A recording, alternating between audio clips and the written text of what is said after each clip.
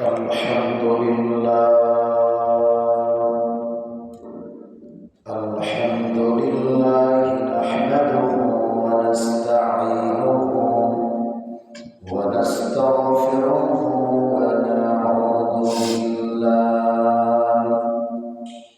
ونعوذ بالله من شرور أنفسنا ومن سيئات أعمالنا من يهد الله فلا مضل له ومن يضلله فلا هادي له ونشهد أن لا إله إلا الله وحده لا شريك له الذي أرسل رسوله بالحق بشيرا ونذيرا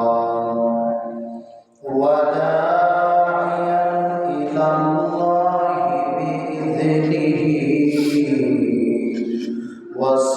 وسراجا منيرا أعوذ بالله من الشيطان الرجيم بسم الله الرحمن الرحيم إنما المؤمنون إخوة فأصلحوا بين أخويكم واتقوا الله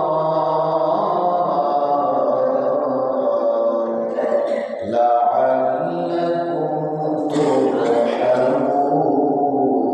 ترحمون قال النبي صلى الله عليه وسلم للمؤمن على المؤمن 6 خصال يعوده إذا مرض ويشهده إذا مات ويجبه إذا دعاه ويسلم عليه إذا لقيه ويشمته إذا عطس وينصح له إذا شهد أو قال رواه النسائي وقال سبحانه وتعالى إن الله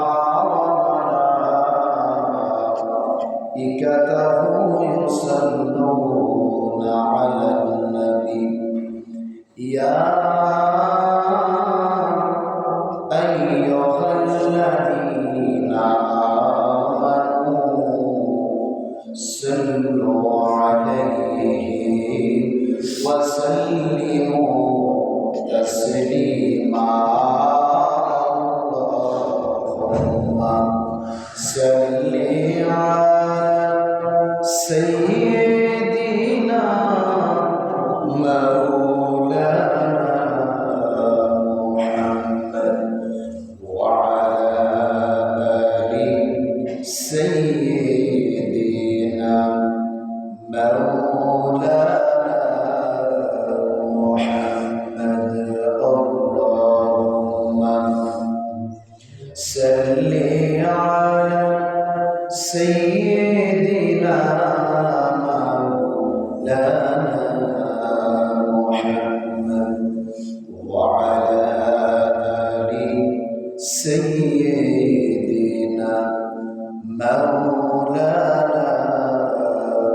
محمد এ দুনিয়া পরে থাকবে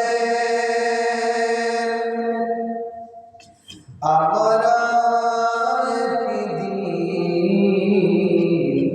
থাকব না সবাই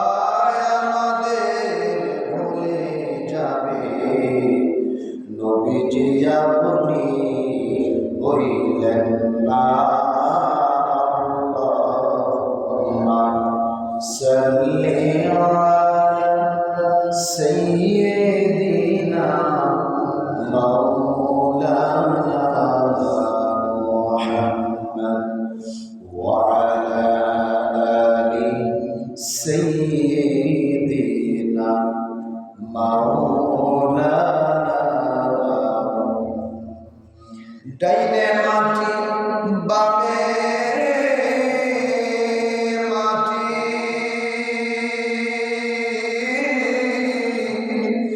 মাটির হইবে বিছানা উপরেতে বাঁশের সারি এই তো ঘরে নমুনা সাল্লি আলা সাইয়্যিদিনা মাওলানা মুহাম্মদ ওয়া আলা আলি সাইয়্যিদিনা مولانا محمد لا إله إلا الله لا إله إلا الله لا إله إلا الله لا إله إلا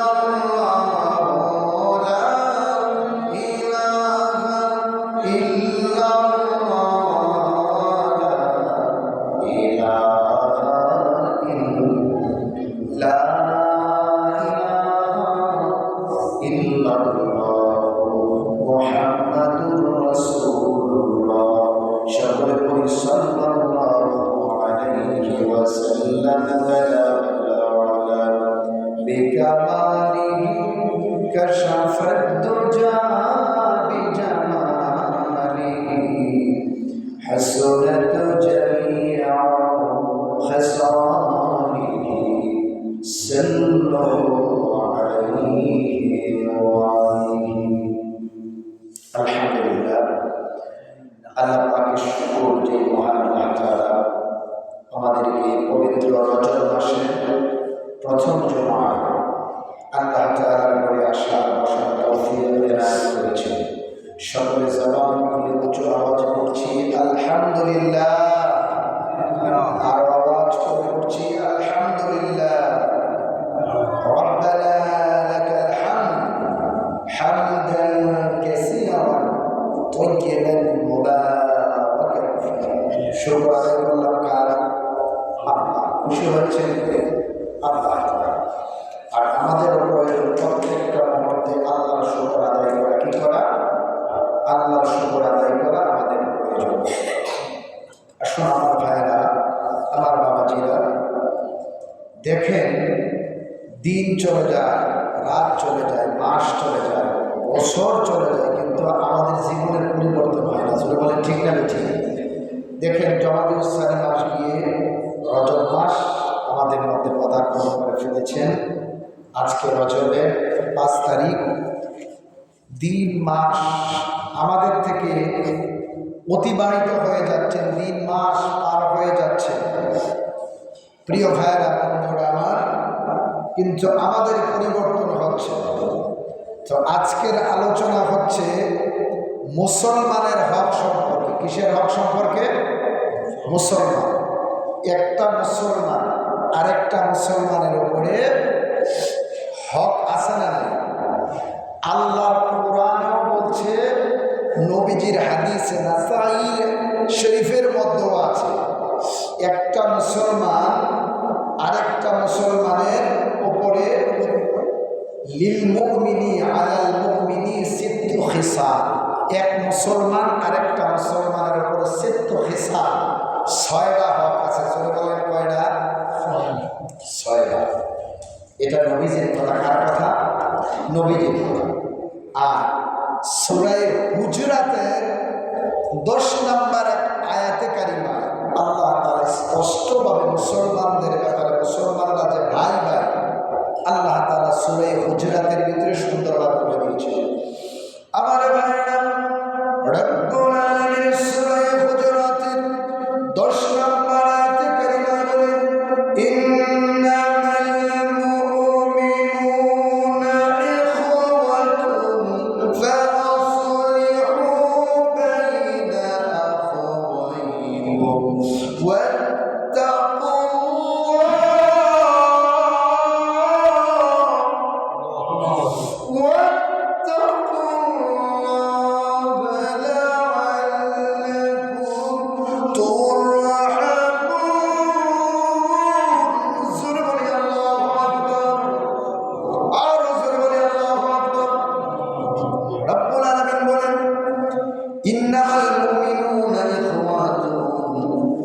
নিশ্চয় সকল মুসলমানেরা পরস্পর একে অপরের ভাই ভাই। জোরে বলুন সুবহানাল্লাহ।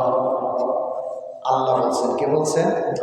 আল্লাহ বলছেন যে ইন্নামাল মুমিনুনা ইখওয়াতুন, প্রত্যেকটা মুসলমান পরস্পর ভাই ভাই।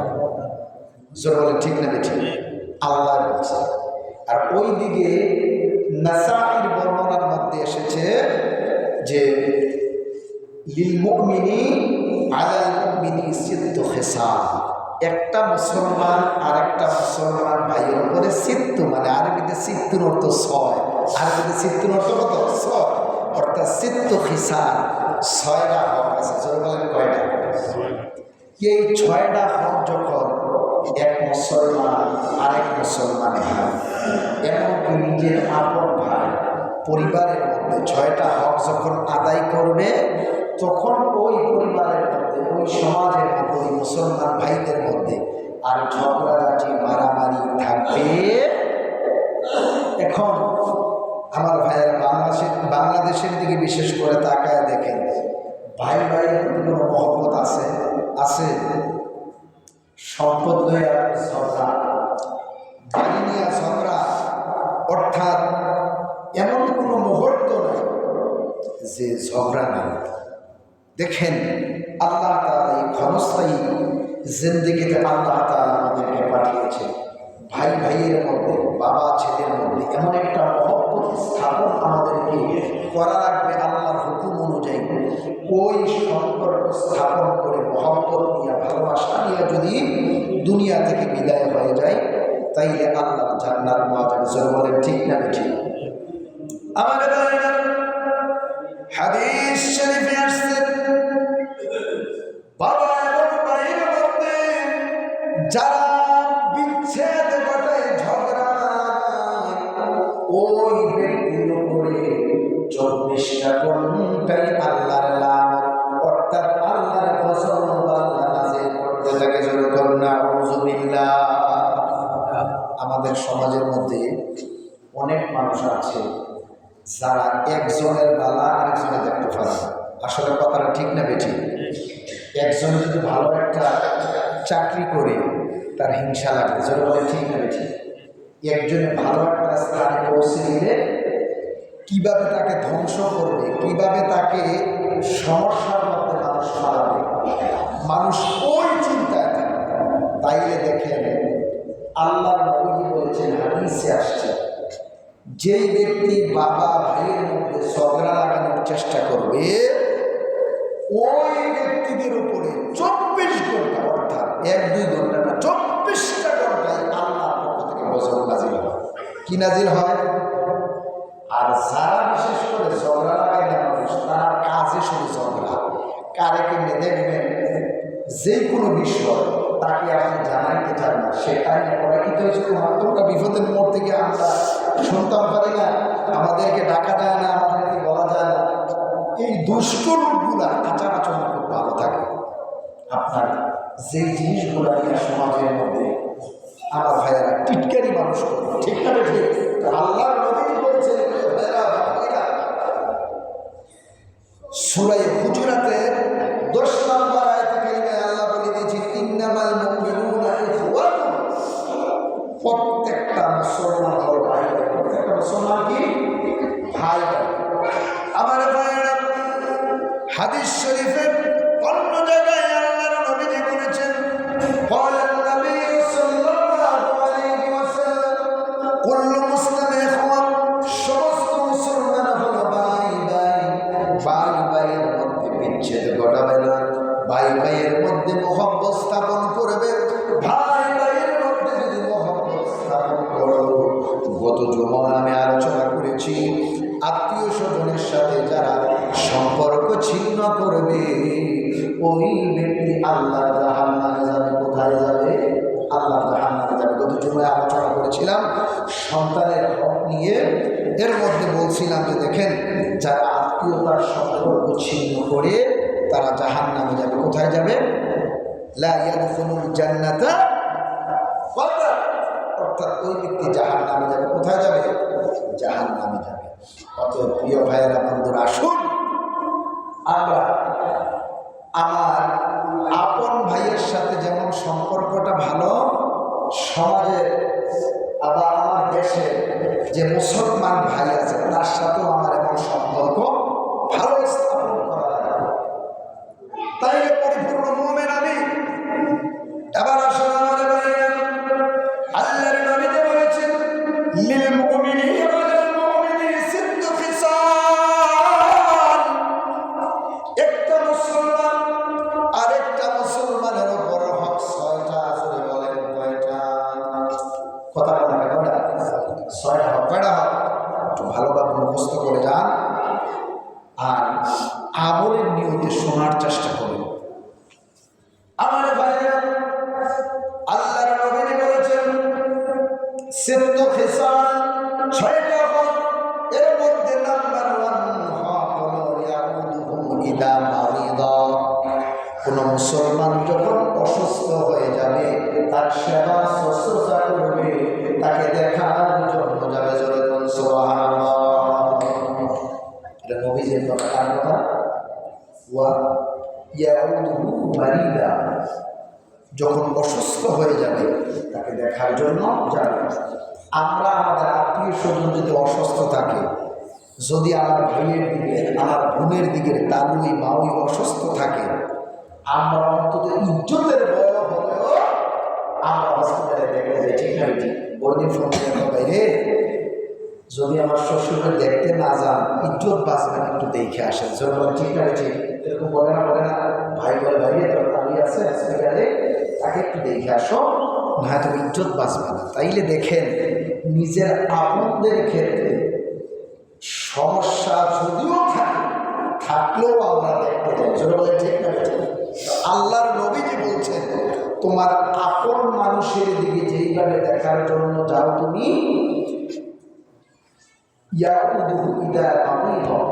একটা মানুষ যখন মুসলমান মানুষ যখন অসুস্থ হয়ে যাবে ঠিক তেমনিভাবে তুমি দেখতে যাবে।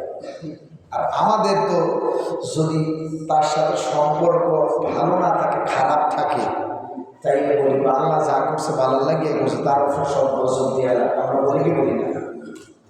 হাদিসে আসছে আপনি যদি অন্যায়ভাবে কারো ক্ষতি করার চেষ্টা করেন, আল্লাহ নবী বলছি এই ক্ষতিটা আগে আল্লাহ তাআলা আপনার জন্য করবেন। আপনি একটা মানুষের কাফের বলছেন, না যাই না আন্তাজে কাফের বলছেন, মুশরিক বলছেন, আপনি একটা গালি দিয়েছেন, আল্লাহর নবী বলছেন ওই ব্যক্তি যে কাফের বলে গালি দিয়েছে, আল্লাহ মৃত্যুর আগে হলো তার কাফের বানাইয়া আল্লাহ মৃত্যুবরণ করাবেন। অতএব অশ্লীল বাক্য ব্যবহার করা যাবে না, গালিগালাজ করা যাবে না। অশ্লীল গালাগালি যখন করবো তাইলে আল্লাহ এটা আমার ভিতরে আল্লাহ এনে দিবেন। প্রিয় ভাইয়েরা, সবসময় যখন আমরা দোয়া করব, আগে আমার ভাই বেড়াদর পাড়া প্রতিবেশীর জন্য দোয়া করবো। সকলে খেয়াল রাখবে, হাদিস শরীফ নবীজি বলছেন তোমরা পাড়া প্রতিবেশী গ্রামবাসী তাদের জন্য আগে দোয়া করো। তাদের জন্য যদি দোয়া করো, আল্লাহ আগে তোমার জন্য কবুল করবে, তারপরে তার জন্য কবুল করবেন। আমরা কি এটা করি? আমরা তো করি না, সব নিজের জন্য। আল্লাহ আমার এটা দাও, আমার এটা আমার বাইরে দিও না, আত্মীয় স্বজন গ্রামবাসীর জন্য, সব দোয়া নিজের জন্যই করি। তাহলে নবীজি বলছেন অন্যের জন্য যদি তুমি দোয়া করো, তাই তোমার নিজের জন্য আল্লাহ দোয়াটা আগে কবুল করবে। তাই প্রিয় ভাইয়েরা, বন্ধুরা, শুন, আল্লাহ নবীজি বলছে ওয়ায়াউদুহু ইদা মারিদা, অসুস্থ যখন হয়ে যাবে একটা মুসলমান, আরেক মুসলমানকে তোমরা দেখতে যাবে। কি করবে? দেখতে যাবে। কিছু যদি গ্রামবাসী হিসেবে নাও নিতে পারেন, অন্তত 2টা চোখে দেখতেও তো পারবেন। মানে ঠিক না? ঠিক। একটা মানুষ যখন অসুস্থ হয়ে যায়, ওই মানুষটা ফল ফুল টাকা পয়সা এগুলো কিন্তু চায় না। হসপিটালে মানুষ যখন যায় রুগীকে দেখার জন্য, রুগীকে জিজ্ঞেস করে আমার আঙ্গুল আনছেন, আমার জন্য টাকা আনছেন, আমার জন্য এইটা আনছেন, এটা জিজ্ঞেস করে কি বলে? ভাই আপনি আসছেন আমার জন্য দোয়া করে। কি বলেন? দোয়া। দোয়ার চেয়ে বড় হাদিয়া, দোয়ার চেয়ে বড় হাদিয়া আর কিছু বড় হতে পারে না, বড় কিছু হতে পারে না। দোয়া করতে আমরা কৃপণতা করি, নিজের জন্যই সব দোয়া করি। পাড়া প্রতিবেশীর জন্য আমরা দোয়া করতে চাই না, কিন্তু সবসময় খেয়াল রাখা লাগবে অন্যের জন্য দোয়া করলে আমাদের জন্য আল্লাহ আগে কবুল করবে। এই জন্য আসুন, একটা মানুষ যখন অসুস্থ হয়ে যাবে, 6টা হকের মধ্যে একটা হক হলো ইয়াউদুহু মারিবা। একটা মানুষ যখন অসুস্থ হয়ে যাবে তাকে দেখশন করবো, নবীজির হুকুম, কার হুকুম? নবীজির হুকুম। এরপরে আমার ভাইরা, আল্লাহর নবীজি বলছেন দ্বিতীয় নম্বরে যে হকটা, ইদা মাতা ইউজিবুহু, ওই ব্যক্তি যখন বিদায় হয়ে যাবে, অর্থাৎ অসুস্থ মানুষটা যখন বিদায় হয়ে যাবে, তারা জানা যায় কাফন দাফন তোমরা শরীক হয়ে যাবে। জোরে বলুন সুবহানাল্লাহ। আমার ভাইরা, এখন ধনী মানুষ যদি মারা যায় তখন মানুষ দৌড়ে যায়, গরিব মানুষ মারা গেলে লোক খুব কম পাওয়া যায়। কবর করার জন্য মানুষ, এই বাড়িতে সান্ত্বনা দেওয়ার জন্য মানুষ খুব কম পাওয়া যায় গরিব মারা গেলে। আর ধনী মারা গেলে, আমি নবীনগর এই মাহফিলে গেছিলাম, তো আলহামদুলিল্লাহ আমি তো আজকে অনেক বছর, 28 বছর ধরেছি আমি মাহফিল করছি মাঠে ময়দানে। যাওয়ার পরে তো অনেক সময় দেখা গেছে কি বন্ধু বান্ধব পাশাপাশি হইলে একটু কথা বলতে, হুজুর আমাদের সিস্টেম আছে, আমাদের নিয়ম নবীন। এই বছর আছে আমার জানুয়ারিতে কুড়িগড়ে গেছিলাম মাহফিল। এই বছর আমার জানুয়ারিতে ওই জায়গায় প্রোগ্রাম আছে। হুজুর মানুষ মারা গেলে আমাদের এলাকার সিস্টেম খুব ভালো আছে। কই কি, ও যদি কোদাল তার খাড়িটা তত্ত্ব পারে তো এই যে দাওয়াত, খুব সিস্টেম করা করে সিস্টেম করে, যদি হুজুর কোনো রকমের কোদালটা তত্ত্ব পারে আর খাড়িটার তত্ত্ব পারে, দাওয়াত খারাপ।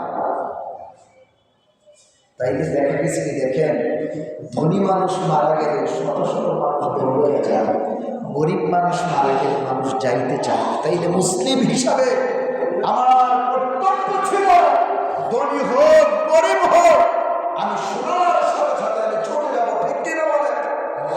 আল্লাহর নবী যে বলেছেন সমস্ত মুসলমানেরা একটা শরীরের মতো, এই শরীরের অঙ্গ প্রত্যঙ্গ আছে না নাই?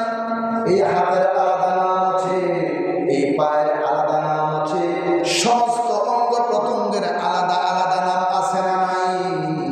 ঠিক তেমনি ভাবে আমার ভাইয়েরা, আল্লাহর নবীজি বলছেন এই আঙ্গুলের ভিতরে যদি ব্যথা হয় পুরা শরীরটা ব্যথিত হয়ে যায়। ঠিক না বেঠিক? আঙ্গুলের ভিতরে যদি ব্যথা হয়, পায়ের আঙ্গুলের ভিতরে ব্যথা হয়, বা শরীরের যে কোনো একটা অঙ্গের ভিতরে ব্যথা হয়, ওই ব্যথায় পুরোটা শরীর ব্যথিত হয়ে যায় না? ঠিক আল্লাহর নবী বলেছেন একটা মুসলমান যখন বিপদে পড়ে যাবে, মুসিবতে পড়ে যাবে, ঠিক ব্যথায় যেমন একটা অঙ্গ ব্যথা হইলে যেমন পুরোটা শরীর ব্যথিত হইয়া যায়, ঠিক তেমনি ভাবে মুসলমান যদি হয়ে থাকে, আরেক মুসলমান ভাইয়ের একটা ক্ষতি হইলে আমার ভাইরা এইভাবে ব্যথিত হবে। যেরকম সুবহানাল্লাহ। তাইলে আপনি আমি মুমিন হতে পারবো, নাইলে মুমিন হতে পারবো না। আমার ভাইরা, ইবাদত হওয়ার জন্য যে অন্তরটা আছে এটা ঝকঝকা ফকফকা হওয়া লাগবে। অন্তরটা ঝকঝকা ফকফকা যতক্ষণ আপনি করতে না পারবেন, আপনি ততক্ষণ মুমিন হতে পারবে। আর মুমিন না হইলে আল্লাহর জান্নাতে যাওয়া সম্ভব। তাই প্রিয় ভাইয়েরা, বন্ধুরা, আল্লাহর নবীজি যে বলছেন যে অসুস্থ যখন হয়ে যাবে তোমরা তার সেবা করার জন্য যাবে। তাই আজ থেকে আমরা ওয়াদাবদ্ধ হব, আমার আপন ভাইকে যেইভাবে আমি দেখব, আমার গ্রামবাসী, প্রতিবেশী, মহল্লাবাসী তাকেও আমি এইভাবে দেখব। এই ওয়াদা যদি দিতে পারি, এই 6টা হক যদি আদায় করতে পারি, তাইলে আমার ভাইয়েরা আমাদেরকে মুমিন বলে দাবি করতে পারবো। দ্বিতীয় নাম্বার, ইদা মাতা ইউজিবুহু, আমার ভাইয়েরা যখন মারা যাবে তখন আমার ভাইয়েরা ওয়াইয়াশহাদুহু ইদা মাতা, যখন মারা যাবে তখন তারা জানাজায় শরীক হওয়ার চেষ্টা করব। আমরা জানাজা যখন দিতে যাই, আমরা সময় একবারে সংকট অবস্থায় যাই। বলে কেমনে? জানাজা কিছু মানুষ দিতে দেরি, জানাজাটা দিয়া বিদায় হতে দেরি, মানে ঠিক না? এই যে জানাজার মধ্যে যাইতে আছি আমরা, জানাজার মধ্যে কি শুধু মুর্দারের লাভে যাই না আমরার লাভে যাই? কথা কন নাকি? শুধু মুর্দারের লাভে যাই? আমরা জিন্দারা, আমাদের লাভ মুর্দারের চেয়ে আমার ভাইয়েরা, আল্লাহর নবীজি বলেছেন একটা জানাজার মধ্যে দুইটা কারায়াত সওয়াব থাকে। একটা কারায়াত হলো 7টা আসমান আর 7টা জমিন যদি নেক দিয়া ভরে দেয়, সেই সমপরিমাণ নেক আল্লাহ আমল নামার ভিতরে দেয়া দিবেন। জোরে কোন সুবহানাল্লাহ। 7 আসমান আর 7 জমিন নেক দিয়ে ভরট করে দিলে যেই নেক হয়, সেই সমপরিমাণ সওয়াব আমল নামার ভিতরে দিয়ে দেয়। তাই বলে হুজুর, এটা কখন?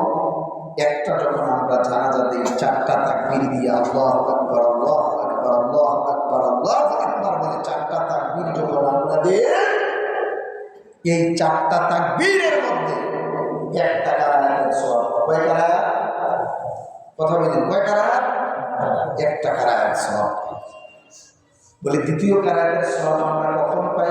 দ্বিতীয় কারায়াতের সওয়াব হচ্ছে লাশকে যখন আপনি দাফন করব, দাফন করার পর যখন আমরা দোয়া করব, দোয়া করে আল্লাহ তাআলা আরেকটা কারায়াতের সওয়াব আল্লাহ আমার নামে দেব। অনেকে হুজুর তাড়াতাড়ি দোয়া করে দেন, এই লাশ দাফনের আগে তাড়াতাড়ি দোয়া করে দেন, আমরা যাই আমার কাম আছে। তা আপনি বলেন, আপনি যদি দোয়া করে দিলেন, দিলে কি আপনি দ্বিতীয় কারায়াতের সওয়াব পাইলেন? আপনি দ্বিতীয় কারায়াতের সওয়াব পাইলেন? হ্যাঁ, দোয়া করলে আপনি সওয়াব পাইলেন, কিন্তু দ্বিতীয় কারায়াতের সওয়াব কিন্তু আপনি পাইলেন না।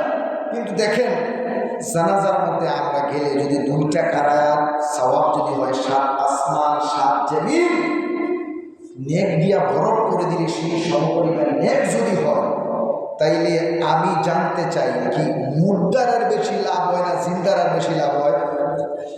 জিন্দারা। তবে আমরা তো গেলে খুব তাড়াতাড়ি করি, তাড়াতাড়ি করে কাজ হতো, তাড়াতাড়ি করে।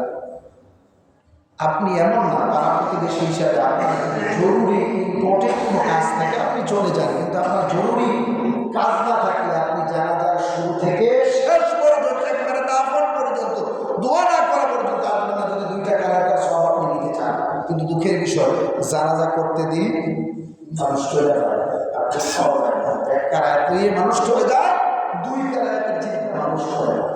এই জন্য মেমোরিতে ঢুকাতে হবে, 2 কারায়াত নেক যদি আমাকে নিতে হয়, তাইলে আমাকে দাফন করে দোয়া করে যেতে হবে, তাইলে আমি 2টা কারায়াত সওয়াব আমি পেয়ে গেলাম।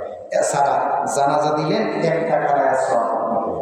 এই জন্য সকলে খেয়াল রাখবেন যে জানাজায় যেহেতু গেছি, সওয়াবটা পরিপূর্ণ নিতে চাই। দেখেন, একটা মানুষ যখন খাবার খায়, দেখি অর্ধেক খানা খাইয়া উঠে যায়, ফুল খাবার খায়, খাবারের পরে ভাইয়া একটু খাবে, একটু ঠান্ডা দেয়, সেটা মনে হচ্ছে ভালো হয় না। ঠান্ডার দিন হয়তো ঠান্ডা মানুষ কম খায়, একটু যার পানের অভ্যাস আছে একটু পান খায়, যার চায়ের অভ্যাস আছে সে একটু চা খায়, যার বিড়ি সিগারেটের অভ্যাস আছে সে বিড়ি সিগারেট খায়। খাওয়ার পরে তৃপ্তি হয়েছে না ভাই, এখন ঠান্ডা খাওয়ানে এইটা খাওয়ানে আমার তৃপ্তি হয়েছিল, বলে ঠিক করে ঠিক। তাইলে জানাজার মধ্যে আপনি আমি যখন যাব, পরিপূর্ণ সওয়াব আর নেক যদি দিতে হয়, তাইলে দাফন সম্পূর্ণ করার পরে যদি মোনাজাত দিয়ে আসি, তাইলে আমি 2টা কারায়াত সওয়াব পেলাম। কয় কারায়াত? 2টা কারায়াত সওয়াব পেলাম। এই জন্য আসলে আমার ভাইয়েরা, আল্লাহর নবীজি বলেছেন, একটা মুসলমান আরেকটা মুসলমানের উপরে 6টা হকের মধ্যে দ্বিতীয় নাম্বার হক হল, মানুষ যখন দুনিয়া থেকে বিদায় হয়ে যাবে, তার জানাজায় শরীক হবে, দাফনে শরীক হবে, তাকে বুঝ দিবে, তার বাড়িতে যাবে, তার সঙ্গে সাক্ষাৎ করবে। এরপরে আল্লাহর নবীজি বলেছে, বাড়িতে, তার বাড়িতে যখন দাওয়াত দিবে, অর্থাৎ মুসলমানের বাড়িতে যখন দাওয়াত দিবে, দাওয়াত তুমি কবুল করবে। আমরা তো দাওয়াতের লাগে কেমন লাগে না, দাওয়াত একজন দিনের হিসাবে 3-4 জন যায়, খাওয়ানোর ব্যাপারে মনে করেন যে এটা কোনো শিখিয়ে দেওয়া লাগে না, ঠিক না? হুজুর যা কিছু করি খাওয়ানোর ব্যাপারে আমার সব এই এমন কোনো বাদ দেই না। একটা মানুষ আপনাকে দাওয়াত দিবে, অনেক মানুষ দাওয়াত রেখে দাওয়াতে যায় না, আছে না? আবার অনেক মানুষ দাওয়াত দিলে ডাবল মানুষ যায়, এমন মানুষ আছে না? তাই তো দেখেন আল্লাহর নবীজি বলছেন দাওয়াত তোমাকে দিয়েছে তুমিই যাবে। আমার দাওয়াত দিছে, আমি যদি আর 2-4 জন লইয়া যাই এটা কি ঠিক হইল? 2-4 জন কিন্তু দাওয়াত দিছে, আমাকে দাওয়াত দিছে, আমিই যাব। অর্থাৎ দাওয়াত দিতে কোনো বাড়িতে যাবে না। অধিকাংশ দাওয়াতের ক্ষেত্রে দেখা যায় খাবারের ক্ষেত্রে খাবার শর্ট হয়ে গেছে। কেন? দাওয়াত আয়োজন করছিলাম 200 হয়ে গেছে মানুষ 400, দাওয়াত করছিলাম 500 হয়ে গেছে 1200 মানুষ। এরকম এখন সমাজে হয় কি হয় না? বিনা দাওয়াতের সংখ্যাই অনেক বেশি। তাইলে দেখেন আপনাকে দাওয়াত ইনভাইট করলো, আপনার পাড়া প্রতিবেশী আপনার মুসলমান ভাই আপনাকে দাওয়াত করলো, আপনি বিনা দাওয়াতে গেলেন, তারে টাকাও খরচ করলো, সব কিছু করলো, লজ্জাও পাইল। এই জন্য আপনি আমি কি দায়ী হব না? অবশ্যই দায়ী হওয়া লাগবে। এই জন্য কোন মুসলমানের বাড়িতে যদি দাওয়াত দেয় যদি যেতে হয় আপনি বলবেন বাইরে আমার কোনো ব্যক্তিরা ছাড়া আমি যাইতে পারি না, তাকে নিয়ে যাবো।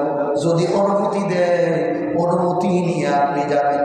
এছাড়া আল্লাহর নবী দাওয়াতের জন্য নিষেধ করেছেন, দাওয়াত দিলে আমার ভাইরা আপনি যাবেন, অন্য মানুষকে নেবেন না। আবার দাওয়াত দেওয়ার পরে নবীজি বলছেন দাওয়াত রাইখা দাওয়াত মিস করাও যাবে। আপনার জন্য আয়োজন করেছেন। এখন বর্তমানে আমার দাওয়াত দিয়ে মানুষকে খাওয়াতে অনেক অর্থ ব্যয় করা লাগে, ঠিক না? হয়েছে তাহলে আপনাকে দাওয়াত দিল, দাওয়াত রেখে আপনি গেলেন না, এটা কি করলেন? এই জন্য ভাই আমার আল্লাহর নবীজি বলছে ইদা দাআহু, যখন দাওয়াত দিবে তার দাওয়াত সম্মানের সাথে যদি গ্রহণ করবে, দাওয়াতে অংশগ্রহণ করবে, দাওয়াতে যাবে। এরপরে আল্লাহর নবীজি বলেছেন ওয়ায়ুসাল্লিমু আলাইহি, একটা মুসলমান আরেকটা মুসলমানের সঙ্গে যখন সাক্ষাৎ হয়ে যাবে একজন অপরজনকে সালাম দিবে। আমরা এখন মনে করি যে সমাজের যে ব্যক্তি মান্যগণ্য ব্যক্তি তার সবাই সালাম দিব, যে হুজুর আমরা মনে করি হুজুরের সবাই দিব, হুজুরের কোনোদিন জীবনেও সালাম দেওয়া লাগে না। আমরা অনেকে চিন্তাধারা যে এমপি তে মনে করে আমার নেতা বা তারা আমার সালাম দেবে, যে প্রধানমন্ত্রী হে মনে করে সব আমার রাষ্ট্রের সব আমার সালাম দিবে, আমি মোটামুটি আমি সালাম দিতাম। আমার ভাইরা আল্লাহর নবীজি বলেছেন একটা মুসলমান আরেকটা মুসলমানের সঙ্গে যখন সাক্ষাৎ হয়ে যাবে সর্বপ্রথমে সালাম দিবে, সালাম দেওয়ার পরে এরপরে কথা বলবে। আল্লাহর নবীজি হাদিস শরীফে বলছেন আসসালামু ক্বাবলাল কালাম, আগে সালাম দিবে তারপরে কথা বলবে, জিজ্ঞেস করবেন ভাই কেমন আছেন। আমরা অনেকে ভাই কেমন আছে আসসালাম দিলেন, আমরা বলি না ও ভাই কেমন আছেন, ভাই কেমন আছেন আসসালাম না, আসসালাম কালাম। নবীজি বলছেন আগে সালাম দিবে ক্বাবলাল কালাম, এরপরে তুমি কথা বলবে। এটা নবীজির সিস্টেম, নবীজির নিয়ম, নবীজির সুন্নাহ। সুন্নাহ তো এখন নাই। আল্লাহ নবী বলছেন আগে যাবে সুন্নাহ তো সমাজ থেকে উঠে যাবে, শিরক বিদআত সমাজে বড় হয়ে যাবে। আজকে বাংলার দিকে তাকায় দেখে নবীর সুন্নাহ পালন করে সুন্নাহ ছুটে যায়, শিরক বিদআত কুফর নিয়ে মানুষ দৌড়াদৌড়ি করে, ঠিক না বেঠি? আল্লাহ নবী বলছেন আখিরি জামানায় মানুষ সুন্নাহ ছেড়ে দেবে, শিরক বিদআত কুফর নিয়ে মানুষ দৌড়াবে। একটু তাকায় দেখেন বাংলার দিকে, একটু তাকায় দেখেন সুন্নাত মানুষ ছেড়ে দেয়, নবীর সুন্নাত মানুষ ছেড়ে দেয়, আল্লাহর কোরআনের কথা মানুষ ছেড়ে দেয়, নিজের মন্দরা আইন সমাজের ভিতরে বাস্তবায়ন করার চেষ্টা করে। তাই একটা মুসলমান আরেকটা মুসলমানের সঙ্গে দেখা হলে কি করতে হবে? সর্বপ্রথমে বলতে হবে আসসালামু আলাইকুম, আল্লাহর রহমত আপনার উপরে বর্ষিত হোক, ঠিক না ঠিক? এটাই তো মুসলমানের কাজ। যেই ব্যক্তি আল্লাহর নবীজি বলছেন আগে সালাম দিবে ওই ব্যক্তি অহংকার থেকে মুক্ত থাকবে। আল্লাহর নবীজি বলেছেন এই জন্য আগে সালাম দিবে যেই ব্যক্তি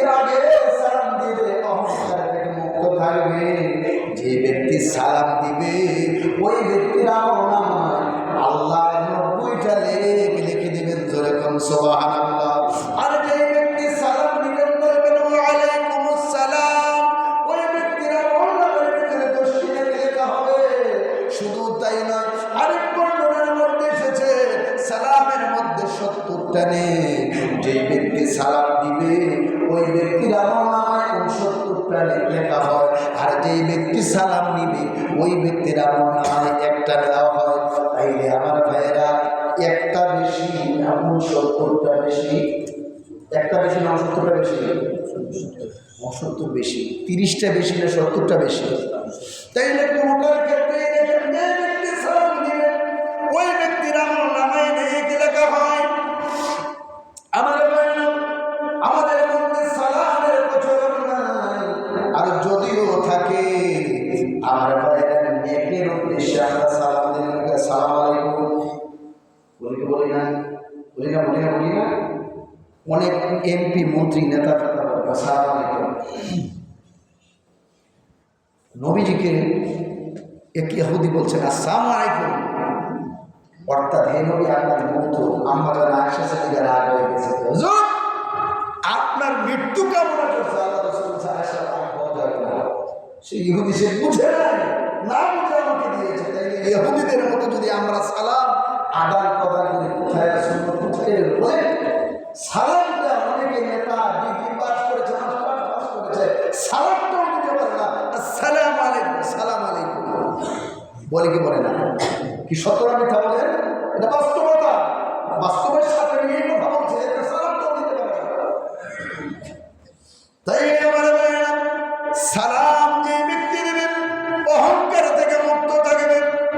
এই জন্য একজনের প্রয়োজনের সঙ্গে যখন সাক্ষাৎ হয়ে যাবে সালাম দেওয়া লাগবে। আল্লাহর নবীজি বলছেন, আমার হযরত আবু বকর রাদিয়াল্লাহু তাআলা আর ওমর রাদিয়াল্লাহু তাআলা একদিন আমার ভাইয়েরা একটা পথের মধ্যে দুই দিক থেকে দুইজনে আসতেছেন। দৈনন্দিন হযরত আলী রাদিয়াল্লাহু তাআলা আবু বকর রাদিয়াল্লাহু তাআলাকে সালাম দেন। ওই দিন দুজন প্রায় পাশাপাশি হয়ে গেছে, কেউ কাউকে সালাম দেয় না। তখন আমার ভাইয়েরা আবু বকর রাদিয়াল্লাহু তাআলা আলী রাদিয়াল্লাহু তাআলাকে সালাম দিয়ে দিলেন, আসসালামু আলাইকুম ওয়া রাহমাতুল্লাহ। সালাম দিয়ে আলী তার আপন নিয়ে চলে গেলেন। আবু বকর রাদিয়াল্লাহু তাআলা নবীর দরবারে চলে গেলেন। নবীর দরবারে যেয়ে বললেন, ইয়া রাসূলুল্লাহ দৈনন্দিন আলী আমার সালাম দেয়, আজকে কেন জানি আমারে আলী সালাম দেয় না। আলীর সঙ্গে তো আমার কোনো ঝগড়া হয় নাই গো নবীজি, কেন আমাকে সালাম দেয়? আবার আলীকে ডাকলেন, নবীর দরবারে চলে আসলেন। আসার পরে আবার নবী বললেন, আলী রে গতকালকে আমার আবু বকরের সঙ্গে সাক্ষাৎ হয়েছিল, তুমি সালাম দাও নাই? কয় না না আমি সালাম দেই নাই। কেন তুমি সালাম দাও নাই?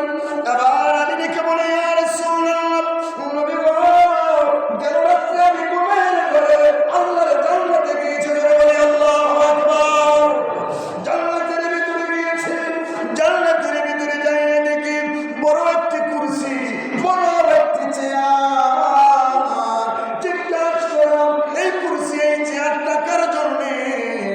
উত্তর আসলো যে ব্যক্তি আগে সালাম দিবে আল্লাহ ওই কুরসির মালিক বানায় দিবেন।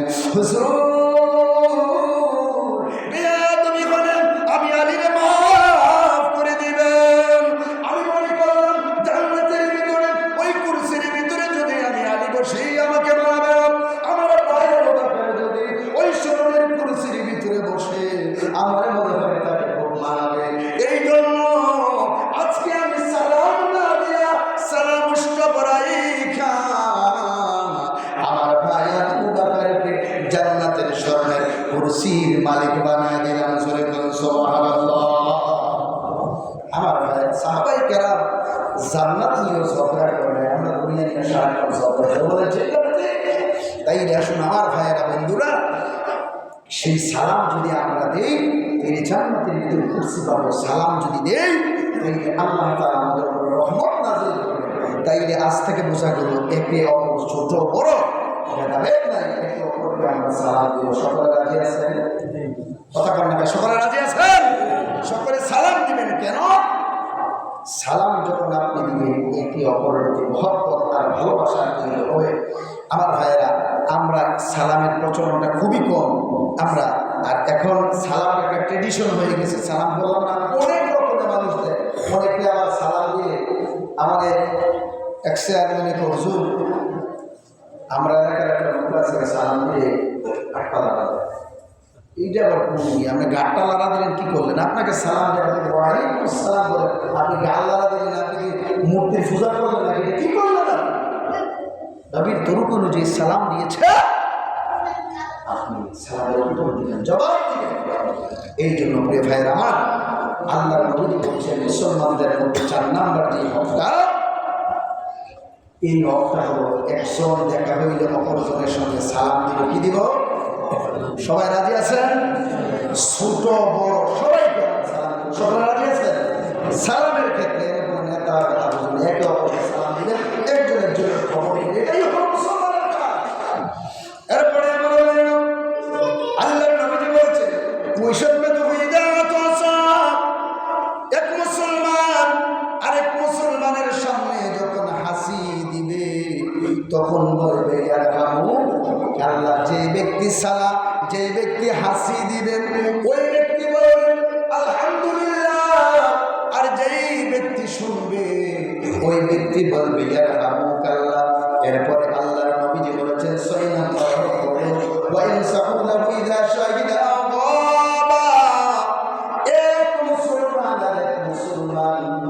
সামনে পেছনে তার কল্যাণ কামনা করবে। জোরে করবে সুবহানাল্লাহ।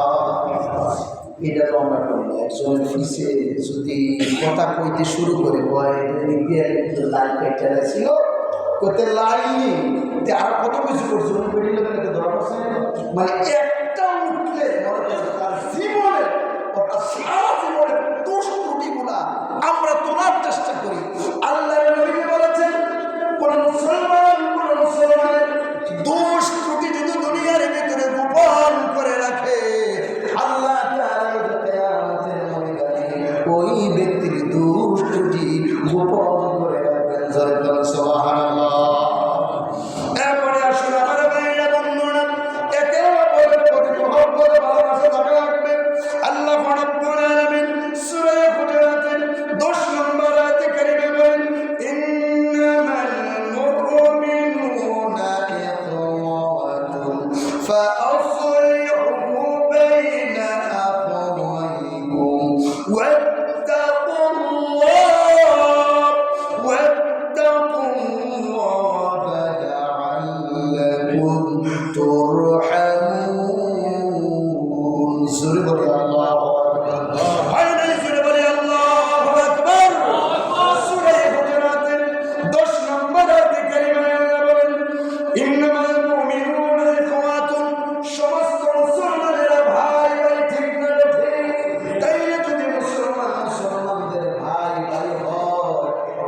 কিভাবে তার প্রতি আমার খারাপ ধারণা, খারাপ চিন্তা আমাদের কিভাবে আসে আমার ভাইয়েরা। এরপরে আল্লাহ বলেন ফাসলিহু বাইনা আখাওয়াইকুম। আল্লাহ রাব্বুল আলামিন বলেন একে অপরের মধ্যে সৌন্দর্য স্থাপন করো, একে অপরের মধ্যে মহব্বত স্থাপন করো। একটা মুসলমান আরেকটা মুসলমানের মহব্বত সৃষ্টি করতে হয়। দুষ্টুটি অতিরিক্ত মাত্রায় ধরা যাবে না, ঠিক না? ঠিক যদি দোষ করে ফেলেন একান্তে ডেকে নিয়ে বলবেন বাইরে এটা তো তোমার কোরআন সুন্নাহর বাইরে, এটা তুমি কইরো না, নবী নিষেধ করেছেন, আল্লাহ নিষেধ করেছেন, সুন্দরভাবে বলবেন। কিন্তু প্রকাশ্যে লজ্জা দেওয়ার কথা আমার ভাইয়েরা নিষেধ করেছেন কে? আল্লাহ নিষেধ করেছেন। আবার কিছু কিছু জিনিস বলতেও হয়, কিছু জিনিস বলতে নাই। আবার যে জিনিসটা আমার ভাইয়েরা সে বারবার কোরআন হাদিসের বাইরে কোরআন হাদিসের আমার ভাইয়েরা বিরুদ্ধে বলতেছে, অনেক সময় প্রকাশ্যে বলা লাগে না, বলে ওই ব্যক্তি শুধরায় না, ঠিক না বেঠিক। এই জন্য যাচাই করে দেখবেন আমার ভাইয়েরা কোন দোষটা আমার ভাইয়েরা গোপনে বললে শুধরিয়ে যাবে, কোন জিনিসটা প্রকাশ্যে বললে শুধরিয়ে যাবে। কিছু কিছু মানুষ আছে যে আছে না, আছে না, আছে না, নামাজ না পড়লে যে জাহান্নামে যাবে, জানে না কেরকম, কেটা জানে না কেরকম। একটা ছোট বাচ্চারে যে ডাক দিল নামাজ না পড়লে যে জাহান নামে যাবে, এই কথাটা মানুষ জানে, জানিও মানুষ নামাজ পড়ে না। বলে ঠিক থাকে ঠিক। এই জন্য অনেকে জেনে শোনেও আমার ভাইয়েরা গুনার কাজ করে। এরপরে আসলে আমার ভাইয়েরা একে অপরের মধ্যে বন্ধুত্ব স্থাপন করবেন, সৌন্দর্য স্থাপন করবেন। বললে কি হবে? আল্লাহ বলেন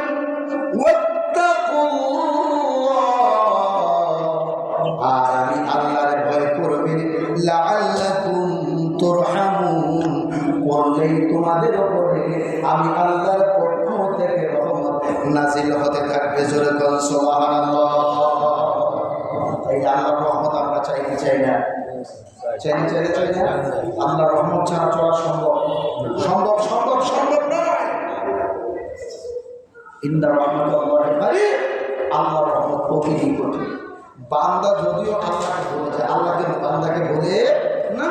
এই জন্য আসুন আমার ভাইয়েরা বন্ধুরা, এক মুসলমান অপর মুসলমানের দোষ খোঁজাখুঁজি না করে তাকে সংশোধন করার চেষ্টা করি।